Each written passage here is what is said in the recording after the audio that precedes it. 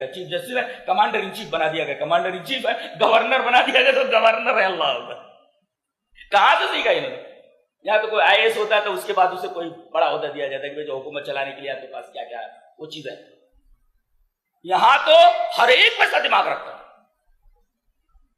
کیسی کیسی صلاحیتیں دی.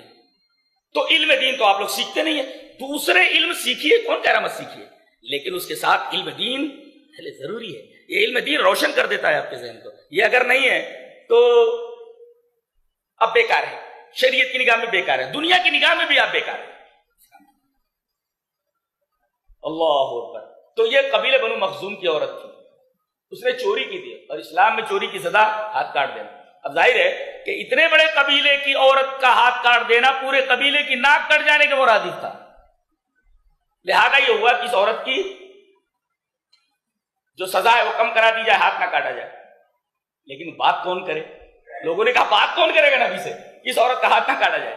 کہا کہ اسامہ ابن زید ہے نا, نبی کریم صلی اللہ علیہ وسلم سے بڑی محبت کرتے ہیں, اور وہ اگر بول دیں گے کام ہو جائے گا. فکلم اسامہ, اسامہ کو انہوں نے آگے بڑھایا, کہا جا کر بولو نا یار, جاؤ. اب یہ گئے, انہی کے کندھے پر تمام لوگوں نے بندوق رکھ دیا, بات یہی کریں گے. اس لیے کہ حب رسول اللہ من یستر علیہ الا اسامہ بن زید حب رسول اللہ, رسول اللہ صلی اللہ علیہ وسلم تو محبوب ہیں. یہ جو بات کہیں گے نبی مان لیں گے. آئے کہا کہ اللہ کے رسول ایک بات بولنی ہے, کہا بولو. کہا کہ اس عورت کا ہاتھ مت کاٹیے. چاپ, اتشرع فی حد من حدود اللہ, یہ میرا قانون نہیں, اللہ کی حد ہے. یہ تو اللہ کی حد کے بارے میں سفارش کر رہا ہے, تیری جرات کیسے ہوئی؟ اتشرع فی حد من حدود اللہ.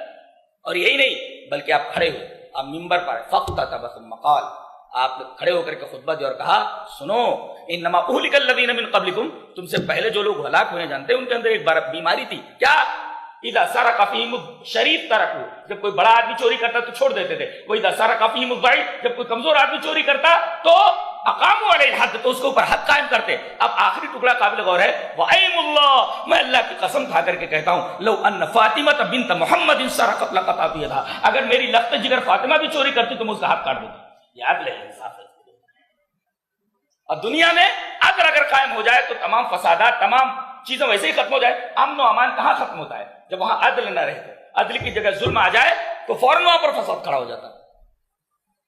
وَأَيْمُ اللَّهِ لَوْ أَنَّ فَاطِمَةَ بِنْتَ مُحَمَّدٍ سَرَقَتْ لَقَطَعْتُ يَدَهَا, اگر میری لخت جگر فاطمہ بھی چوری کرتی تو میں اس کا ہاتھ